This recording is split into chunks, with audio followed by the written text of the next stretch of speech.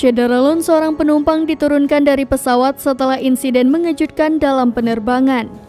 Insiden mengagetkan terjadi dalam penerbangan SpiceJet SG-H133 pada Senin 23 Januari 2023. Seorang penumpang dilaporkan berperilaku tidak sopan dan melecehkan pramugari. Kejadian itu berlangsung dalam penerbangan di India dari Delhi menuju Hyderabad. Setelah perselisihan di dalam penerbangan SpiceJet terjadi, penumpang itu diturunkan dari pesawat. Penumpang pria itu langsung dikawal turun dari pesawat sebelum akhirnya ditangkap oleh polisi. Pertikaian yang terjadi di dalam lorong kabin SpiceJet terekam oleh kamera penumpang yang kemudian diunggah di akun Twitter @ani.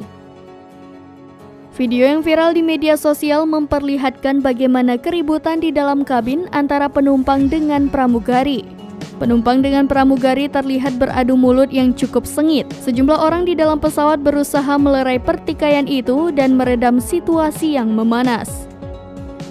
Dilaporkan Simple Flying, alasan pasti perselisihan di dalam pesawat SpiceJet itu masih belum diketahui. Menurut laporan, penumpang yang berpergian ke Hyderabad bersama keluarganya adalah penduduk Delhi dan telah ditangkap oleh polisi.